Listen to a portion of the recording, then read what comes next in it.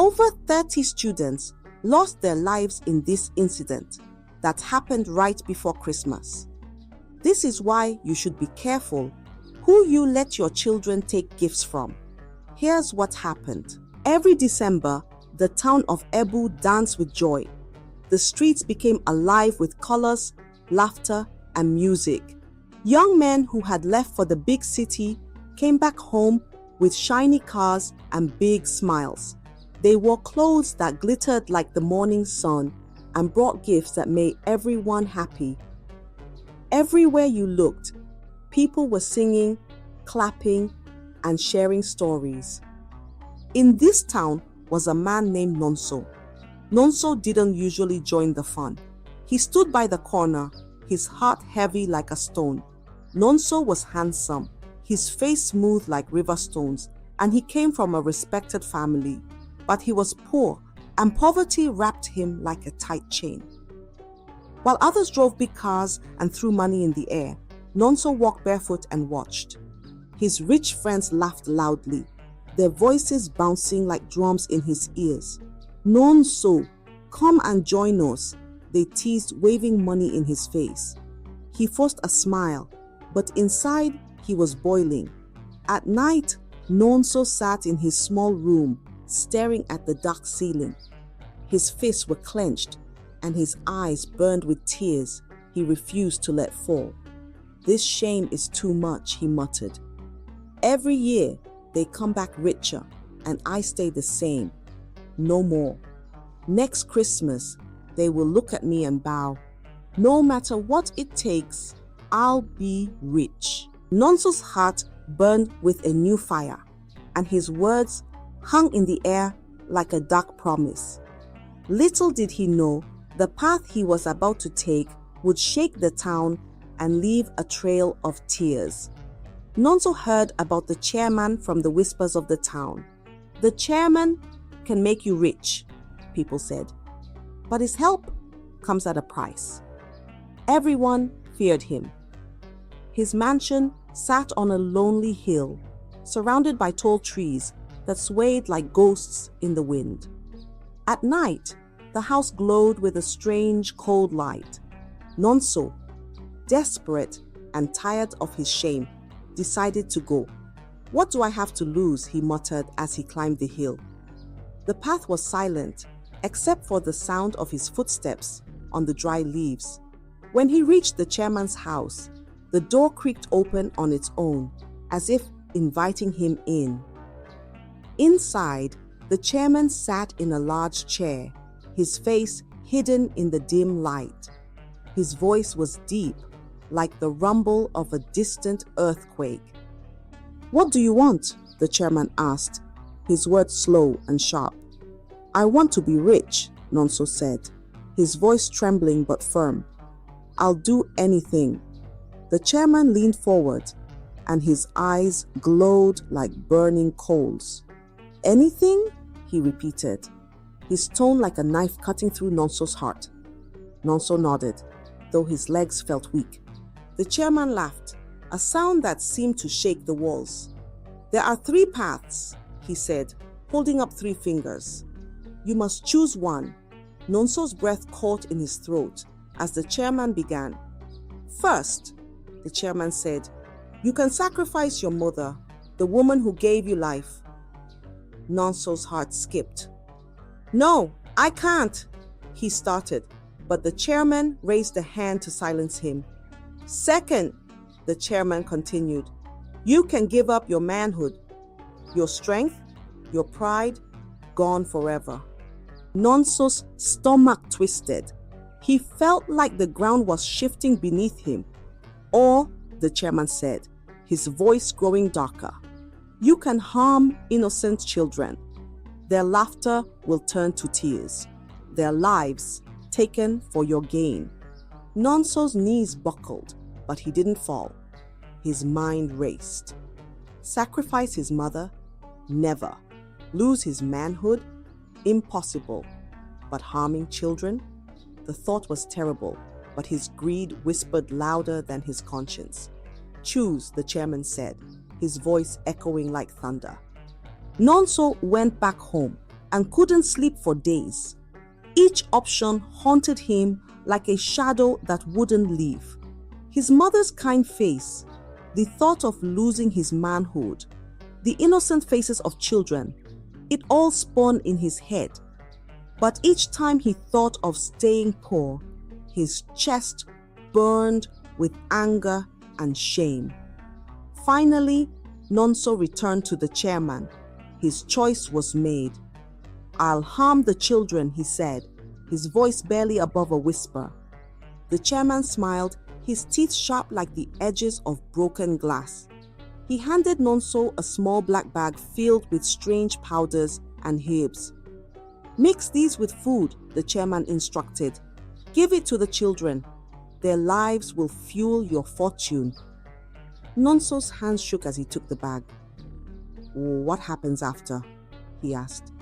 "You'll be rich," the chairman said simply, his grin spreading wider.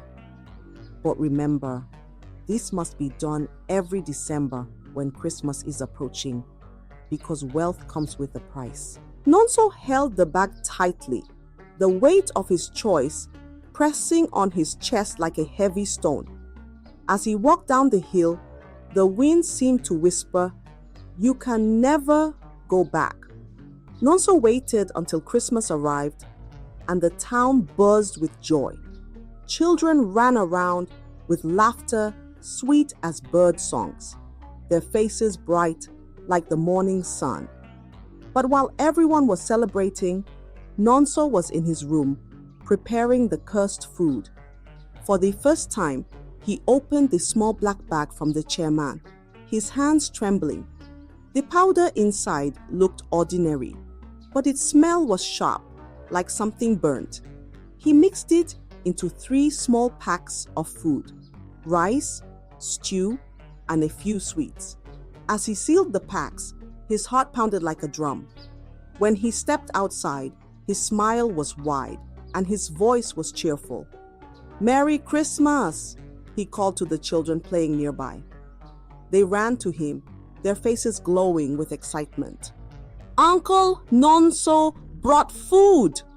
one of them shouted. Nonso knelt and handed them the packs, his smile never fading. "Eat well, my little ones," he said warmly. The children laughed and thanked him. "Thank you, Uncle Nonso." "God bless you," they chorused, their tiny hands clutching the cursed meals. Days passed, and Nonso waited, unsure of what would happen. Then it began. A wealthy businessman called him with an offer he couldn't refuse.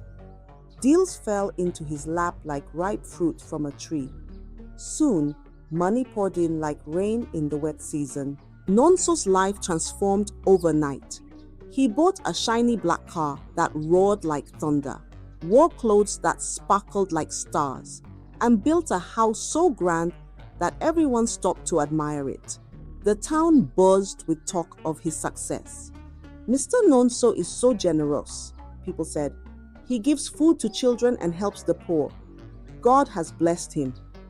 But deep inside, Nonso's heart was restless. The laughter of the children haunted him at night, and their innocent voices echoed in his dreams. Yet greed whispered louder. "If 3 packs gave me this much," Nonso thought, his eyes gleaming with hunger, "what will 100 do?" Nonso smiled to himself, already planning for the next Christmas. His hands itched for more, and his soul sank deeper into the darkness he had chosen. Christmas came again, and Nonso was ready. This time, he didn't stop at 3. He prepared 100 cursed food packs, each one carefully mixed with the powder from the chairman's black bag. His hands worked quickly, and his mind buzzed with greedy thoughts. "This year, my riches will double," he whispered to himself, his eyes shining like a hunter's in the dark. Nonso chose Kingsfield Secondary School for his plan. It was a lively place filled with happy children.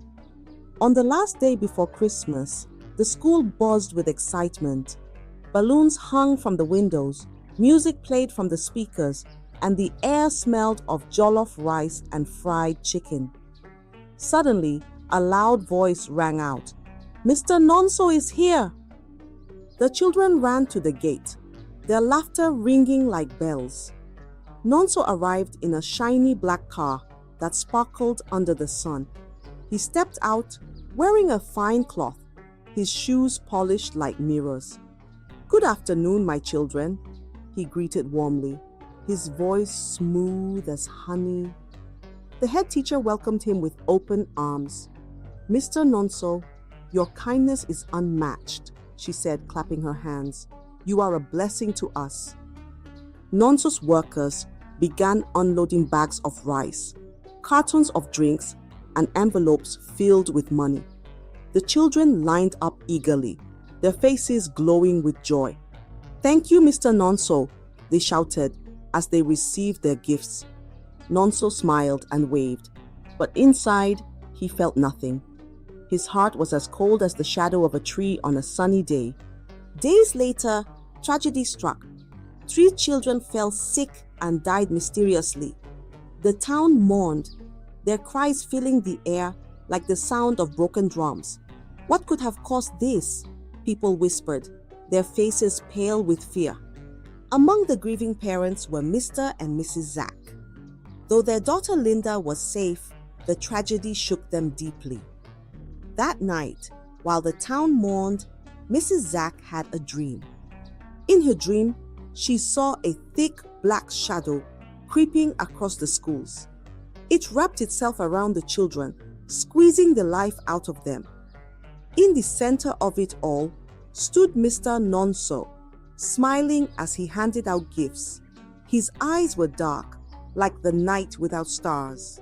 Mrs. Zack woke with a scream, her body drenched in sweat. "Something is wrong with that man," she cried, clutching her husband's arm. "What are you saying?"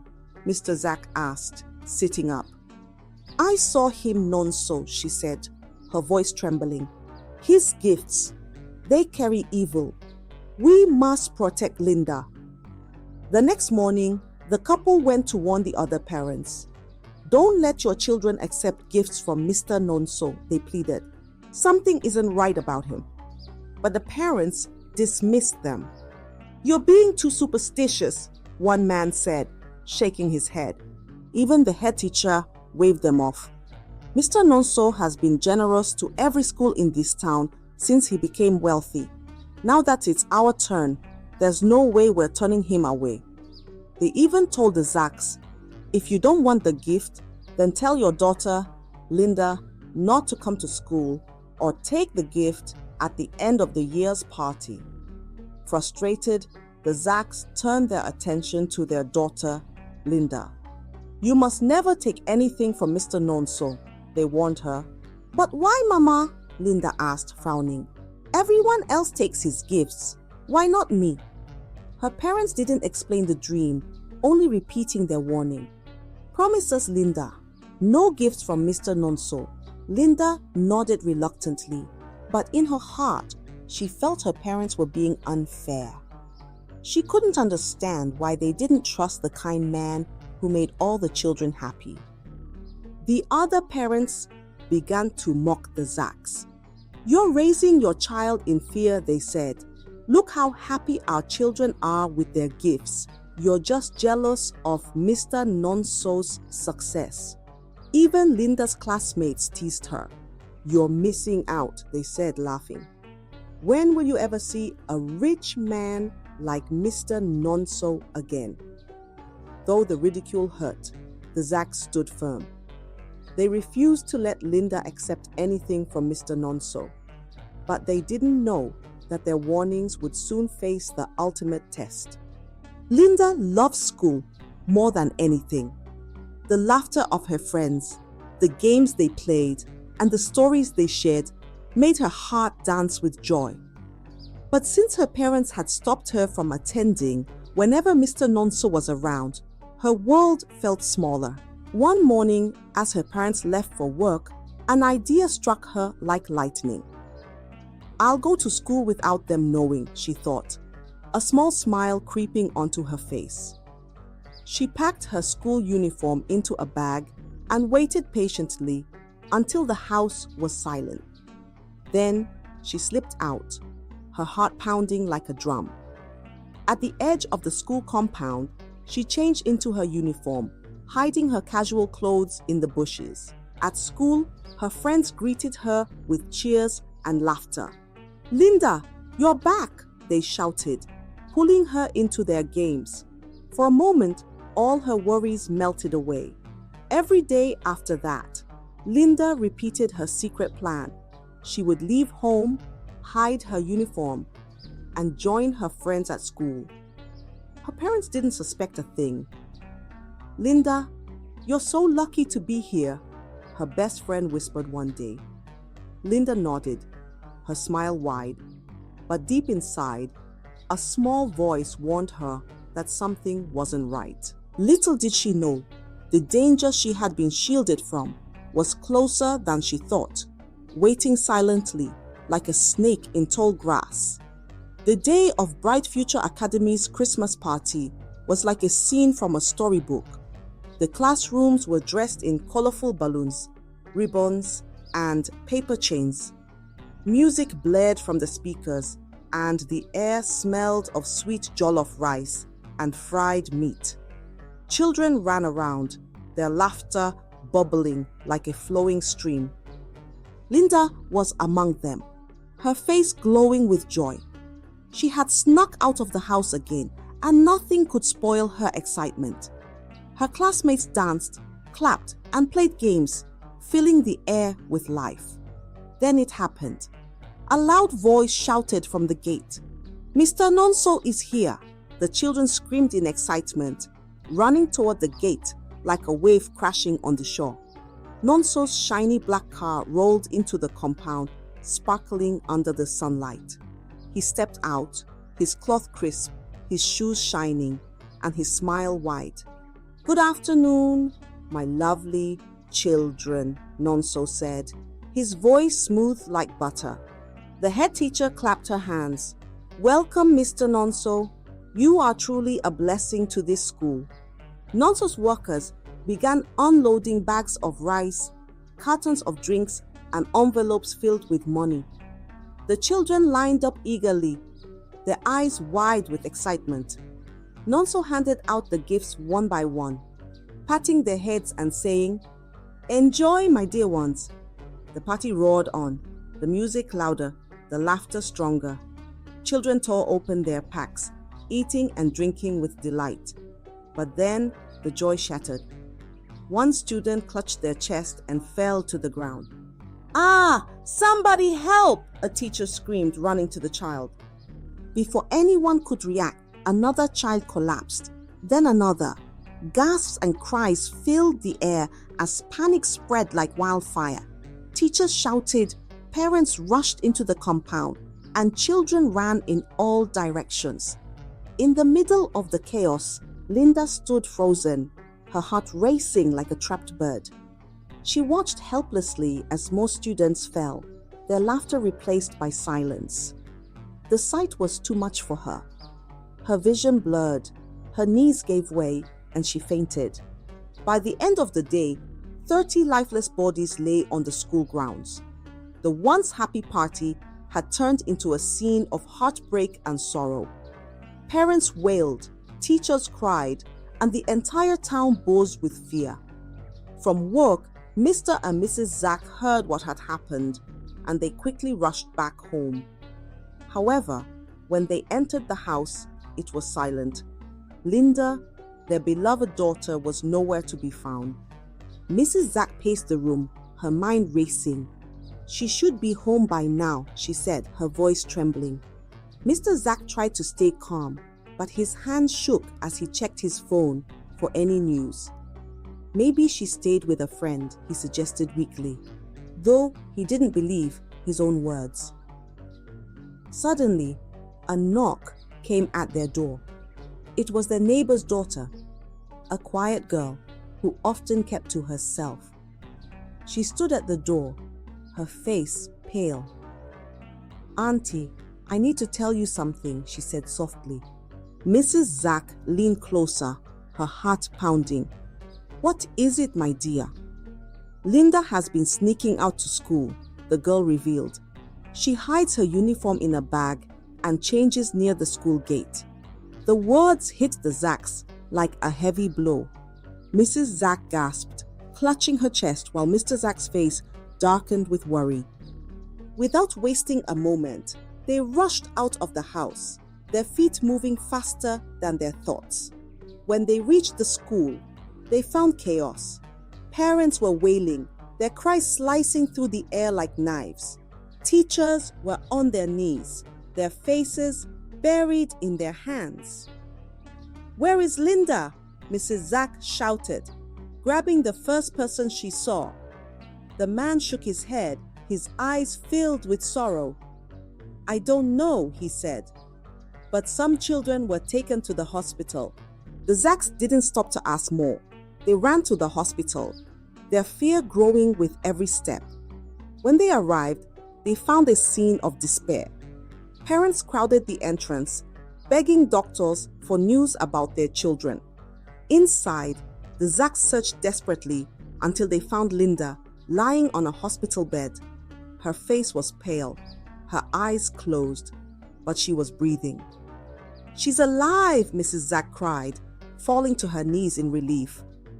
Tears streamed down her face as she held Linda's hand. A doctor approached them, his face tired but kind. "Your daughter fainted from shock," he explained. "She didn't eat the food, so she's safe." The Zacks wept, their tears a mix of sorrow and gratitude. "Thank God she was spared," Mr. Zack whispered, his voice shaking. As they left the hospital, they saw other parents weeping over the lifeless bodies of their children. The Zacks approached them, their voices heavy with grief and anger. "We warned you," Mrs. Zack said, her words cutting through the air. "We told you not to trust Nonso, but you didn't listen." The parents could only cry, their regret hanging over them like a dark cloud. The Zacks held Linda close, vowing never to let her out of their sight again. The shadow of Nonso's evil had touched the town, leaving scars that would never fade. Back at Bright Future Academy, the once lively school was now quiet, heavy with grief. The few children who survived the tragedy stood together, their eyes wide with fear. When the police arrived, their voices broke the silence. "It was him!" one of the children cried, pointing a trembling finger at Nonso. "He gave us the food," another added, tears streaming down her face. Nonso, who had stood tall and confident just hours ago, now looked like a broken man. His hands shook and his knees buckled as he fell to the ground. "I didn't mean for this to happen," he wailed, his voice cracking, but the children didn't stop. "He did it!" they shouted, their voices growing louder. Cornered and overwhelmed, Nonso finally broke down. "It's the chairman's shrine," he cried, his words tumbling out like a confession. "I made a deal for wealth. I cursed the food." Gasps filled the air as the truth came out. The teachers stared in horror, and the parents who had gathered began to murmur angrily. The head teacher, her face pale, pointed at Nonso. "You are a monster," she screamed. The police quickly handcuffed Nonso, dragging him away as angry shouts erupted from the crowd. "He must pay for this!" The parents roared, their voices filled with rage and sorrow. But the townspeople weren't done. Fueled by their anger, they stormed Nonso's mansion that night.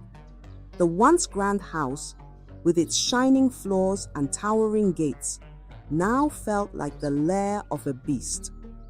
In the center of the mansion, they found the shrine. It was dark and eerie, with a giant wooden snake coiled around a blood-red altar. Strange objects surrounded it: candles, feathers, and the bag of black powder Nonso had used. "Burn it!" someone shouted, and the crowd didn't hesitate. Flames roared to life, consuming the shrine and the snake statue. Sparks flew into the night sky as the people chanted, end this curse." The fire burned until nothing was left but ash. That night, the strange deaths stopped, and the heavy shadow over the town began to live. Nonso, now a prisoner, was sentenced to life in prison. Behind bars, he sat alone, haunted by the faces of the children he had hurt. Their laughter, their bright eyes. They visited him in his dreams, turning his nights into endless torment. The town mourned deeply. Parents planted trees in the schoolyard to honor the children who were lost. The trees grew tall and strong, their branches reaching toward the sky, a reminder of lives cut short.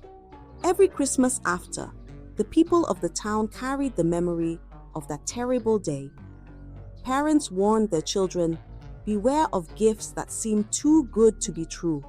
Not all smiles are kind." And so, the tale of Nonso became a lesson told through generations, a warning about greed, deceit, and the cost of chasing riches at any price. I hope you enjoyed the story. If so, please like the video, comment what you learned from the tale, and don't forget to subscribe to the channel for more enchanting tales just like this one. Thank you.